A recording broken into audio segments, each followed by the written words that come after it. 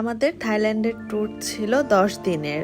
আর আমার থাইল্যান্ডের ভ্লগগুলো মনে হয় 10টার বেশি হয়ে গিয়েছে। এখন পর্যন্ত আমি পুরো থাইল্যান্ডের ভিডিওগুলো দিয়ে শেষ করতে পারছি না, তাই ভাবলাম যে এখনই একটা ভ্লগ এডিট করে তোমাদের সাথে শেয়ার করে দিই। হ্যালো এন্ড আসসালামু আলাইকুম এভরিওয়ান, তোমাদের সবাইকে স্বাগতম আমার থাইল্যান্ড সিরিজের নতুন আরও একটা ভিডিওতে। প্রত্যেকবারের মতো এইবারও আমরা তিনজন ম্যাচিং করে ড্রেস পরে নিয়েছিলাম।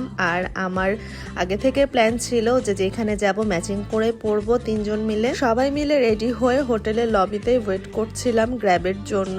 আর এই স্যান্ডেলটা আমি কিনেছিলাম গতকাল, মানে যখন থাইল্যান্ডে ছিলাম, যেদিনকের এই ভিডিওটা ঠিক তার আগের দিন স্যান্ডেলটা কিনেছিলাম, তাই একটু ভিডিওতে দেখাচ্ছিলাম আর কি। তো আমাদের গ্র্যাব চলে এসেছে আর আমরাই তো উঠে গিয়েছি গাড়িতে এসে কিছু দূর যেতে না যেতে আমরা জ্যাম পেয়ে গিয়েছিলাম। ব্যাংককের মতো শহরেও কিন্তু অনেক বেশি জ্যাম হয়। আমার যেটা ধারণা ছিল যে শুধুমাত্র আমাদের ঢাকা শহরে মনে হয় এত বেশি জ্যাম, কিন্তু না, আমি ব্যাংককেও অনেক বেশি জ্যাম পেয়েছি। অবশ্য ফুকেট বা ক্র্যাবিতে এত বেশি পরিমাণ জ্যাম ছিল না, কিন্তু ব্যাংকক রাজধানী হতে এখানে অনেক বেশি জ্যাম ছিল। এদিকে জ্যামের মধ্যে আমার ছেলে যে টায়ার্ড হয়ে ঘুমাচ্ছে। আমরা এখন যে জায়গায় যাচ্ছি সেই জায়গাটা আমাদের হোটেল থেকে প্রায় অনেকখানি দূরে। ব্যাংকক শহর থেকে এখানে আসতে আমাদের একটু সময় বেশি লেগেছে। তারপর টাইমটা ছিল একদম পিক আওয়ার আর একটু জ্যাম ছিল, এই জন্য সময়টা তুলনামূলকভাবে বেশি লেগেছে। আর জায়গাটা একদম সাগরের কিনারায়। এখান থেকে ওই যে বিল্ডিং গুলো দেখা যাচ্ছে, আমরা এখন ঠিক ওইখানেই যাব। আর এই তো আমরা চলে এসেছি। আমরা এসেছি আইকন সিয়ামে ক্রুজ ডিনার করতে। আর আমাদের এটা অনেক আগে থেকে প্ল্যান ছিল, বাংলাদেশ থেকে আমরা এই প্ল্যান করে এসেছিলাম।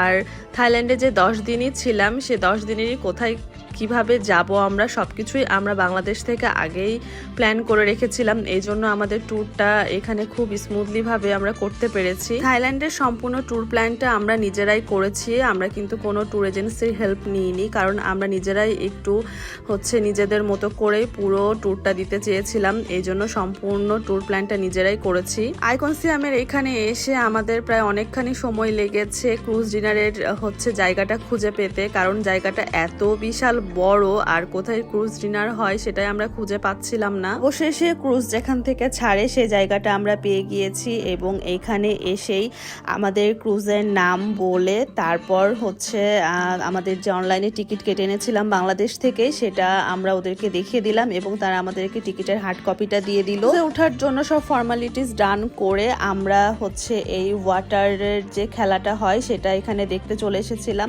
মানে এই ওয়াটারগুলো বিভিন্ন রকম কালার চেঞ্জ হচ্ছিল আর এত বেশি সুন্দর লাগছিল জায়গাটা।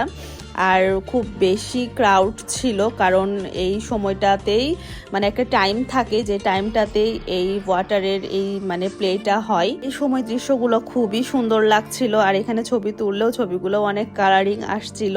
যেহেতু এটা একটা টুরিস্ট স্পট আর এখানে এই জন্য টুরিস্টও অনেক বেশি, আর ব্যাংককে বেড়াতে আসলে সবার বাকেট লিস্টে এই ক্রুজ ডিনারটা থাকেই মাস্ট। আর এই তো এই যে আইকন সিয়াম দীঘাটা, এটা দেখতে এত বেশি সুন্দর লাগছিল, পুরোটাই পানির খেলা ছিল। তো এই দৃশ্যটা আমি খুব সুন্দরভাবে ক্যাপচার করে নিচ্ছিলাম। আর এই যে আমি সামনে ঠিক পিছেই এই যে পানির খেলা হচ্ছিল আর আমি সামনে ভিডিও করে নিচ্ছিলাম। আসলে যারা এর আগে এখানে গিয়েছে তাদের কাছে এইটা খুবই কমন, কিন্তু আমি যেহেতু এটা প্রথম দেখছি তো আমার কাছে বিষয়টা অনেক বেশি ভালো লাগছিল। আমি এক কথা অনেক বেশি এনজয় করছিলাম। এদিকে আমাদের ক্রুজ ছাড়তে সময় লাগবে আরো প্রায় 1 ঘন্টা। তো 1 ঘন্টা কি করব, এই জন্য আমরা এদের ভিতরেই যে শপিং মলটা আছে সেখানে চলে এসেছিলাম। আর এই শপিং মলটা এত বেশি সুন্দর আর এত বড় বড় সব প্যাভিলিয়নগুলো ছিল। পুরো শপিং মল জুড়ে বড় বড় ব্র্যান্ডের শপ ছিল এখানে। আসলে সব বললে ভুল হবে, এটা একটা পুরো প্যাভিলিয়ন টাইপের ছিল, বিশাল বড় ছিল এক একটা প্যাভিলিয়ন।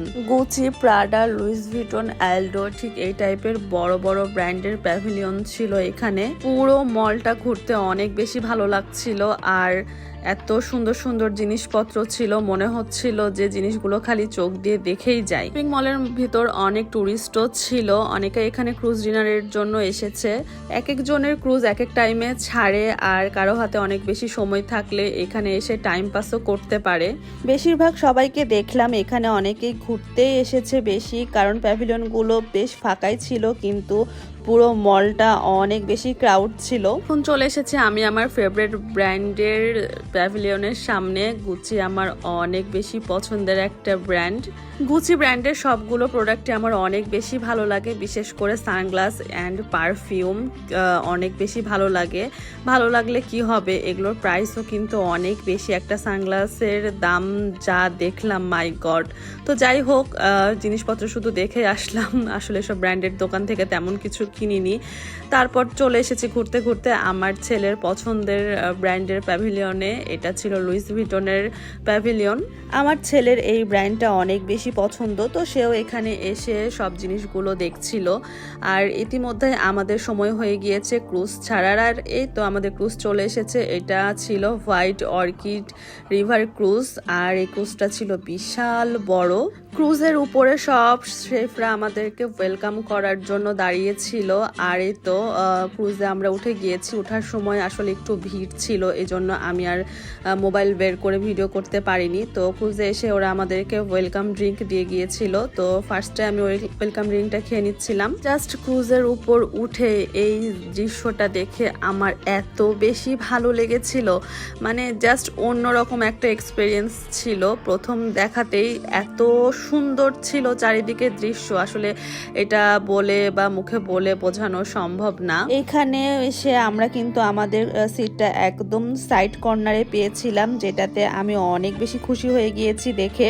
অনেকে দেখলাম যে মিডিলে বসেছে, আসলে মিডিলে যদি আমাদের সিটটা পড়তো তাহলে ওই সাইডে গিয়ে ছবিটা তুলতে পারতাম না, এই জন্য কর্নারে সিট হওয়াতে অনেক বেশি খুশি হয়ে গিয়েছিলাম। জাস্ট ক্রুজে ওঠার 5 মিনিট পরই ক্রুজ ছেড়ে দিয়েছে এবং আমাদের ডিনার গরম গরম ওরা সার্ভ করা শুরু করে দিয়েছে। আর এটা ছিল পুরোটাই বুফে একটা ডিনার। আর ডিনারে ছিল তো রাইস ছিল, সাথে সি ফুডের অনেক রকম আইটেম ছিল। তো ফার্স্টে আমি হচ্ছে স্যুপ আর এই চিংড়ি আর একটা এটা কি ঝিনুক মেবি, এটা দিয়ে আমার ডিনারটা শুরু করেছিলাম। জানি না ওটা ঝিনুক না শামুক ছিল, কিন্তু খেতে খুবই বিচ্ছিরি ছিল। একটা কি আর খেতে পারিনি, একদমই র ছিল। আর তারপর তো এই স্যুপটা খেয়েছিলাম। স্যুপটা আসলে অনেক বেশি ইয়াম্মি ছিল। ওদের ওইখানে যতগুলো আমি সি ফুড স্যুপ খেয়েছি আসলে সবগুলোই মজা, কারণ সি ফুডগুলো একদম ফ্রেশ থাকে, আর এই জন্যই খেতে অনেক বেশি মজা লাগে। আর তারপরে তো এটা ছিল সুশি। তো সুশিটা নিয়েছিলাম, এটা জাস্ট মোটামুটি ছিল, ভালো লাগছিল না অত খেতে। যেহেতু আজকে ডিনারটা বুফে ছিল, আর বুফে ডিনারে এদের অনেক রকম অপশন ছিল, তো বারবার উঠে যাওয়ার প্যারাতে আমরা একবারই নিয়ে এসেছিলাম সব কিছু খাবারগুলো টেবিলে। আর এই তো এদিকে আমার ছেলে অনেক মজা করে খাবার খাচ্ছিল। ও বলছিল যে চামচ দেন, আমি হাত দিয়ে খাওয়া শুরু করে দিই মাম্মা। তো আমি বললাম তোমার যেটা ইচ্ছা তুমি সেভাবে খেতে পারো, কোনো সমস্যা নেই। ক্রুজের উপরে ঠিক এইভাবে ডিনার করা, এটা একদমই অন্যরকম একটা এক্সপিরিয়েন্স ছিল আমার কাছে। এছাড়াও ডিনারে তারা কর্ন সার্ভ করেছিল, আর এই কর্নটা খেতে অনেক বেশি মজা ছিল। ডিনার করতে করতে পুরো ব্যাংকক সিটির একটা ভিউ পাওয়া যাচ্ছিল এখান থেকে। সেন সিটির ব্লগে প্রতীকী রূপে যে ঐতিহাসিক জায়গাগুলো দেখিয়েছিলাম, ঠিক এইগুলোই সেই অরিজিনাল হিস্টোরিক্যাল প্লেস। এই জায়গাগুলোকে কেন্দ্র করে এশিয়ান সিটিতে হিস্টোরিক্যাল প্লেসগুলো বানানো হয়েছে। তো এরকম দৃশ্যগুলো দেখতে অনেক বেশি ভালো লাগছিল, আর সাথে ডিনার তো আছেই। সত্যি কথা বলতে সেদিন আসলে আমি খুব বেশি খেতে পারিনি, আসলে খাবো না এত সুন্দর প্লেস দেখবো। এখন চলে এসেছি ডেজার্ট খেতে। ডেজার্টে অনেক রকম অপশন ছিল, তো ডেজার্টগুলো জাস্ট নিয়ে এসেছিলাম, আসলে ওইটাও ভালো মতো খেতে পারিনি। এদিকে ক্রুজের উপর লাইভ মিউজিকেরও অপশন ছিল, তো তারা ঠিক এইভাবেই গান গেয়ে গিয়ে আমাদেরকে এন্টারটেনমেন্ট করছিল। আসলে পুরো এক্সপিরিয়েন্সটাই আমার কাছে একদম নতুন, আর এরকম নতুন নতুন এক্সপিরিয়েন্স গ্যাদার করতে আমার খুবই বেশি ভালো লাগে।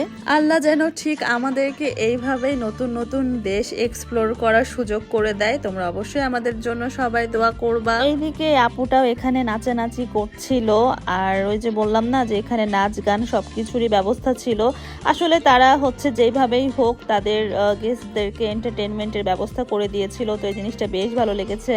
আর এই আপুটাও দেখতে কিন্তু বেশ ভালোই ছিল, তাই না? আমার কাছে তাকে দেখতে অনেক সুন্দর লাগছিল। একটা কথা না বললেই না, এখানে গেস্টরা সব এত বেশি ফ্রেন্ডলি ছিল, তারা নিজে থেকে এসে আমাদের সাথে গল্প করছিল, কথা বলছিল, মানে তারা খুবই বেশি ফ্রেন্ডলি বিহেভিয়ার করেছে আমাদের সাথে। মানে ফরেনারদের বিহেভিয়ার আসলে অন্যরকম হয়, তারা অনেক বেশি ফ্রেন্ডলি। অনেকে নিজে থেকে আমাদের ছবি তুলে দিয়েছিল, আমরা ফ্যামিলি দেখে আমাদেরকে একসাথে দেখে অনেক অ্যাপ্রিসিয়েশন দিয়েছিল। তো ব্যাপারগুলো আমার কাছে অনেক বেশি ভালো লেগেছে। লাস্টে এখানে আইসক্রিমেরও ব্যবস্থা ছিল, তো আইসক্রিমও নিয়ে এসেছিলাম, আর আইসক্রিমটা খেতে কিন্তু বেশ মজা ছিল, কিন্তু ওই যে অ্যাজ ইউজুয়াল আমি খেতে পারিনি।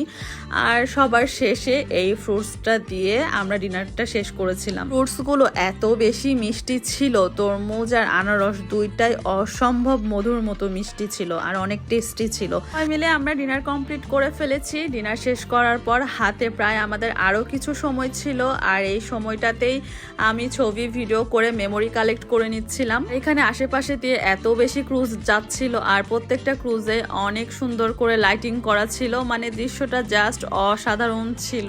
আমি এতদিন পর ভয়েস দিতে গিয়ে আমার সত্যি সত্যি মনে হচ্ছে যে আমি আবার উড়ে চলে যাই।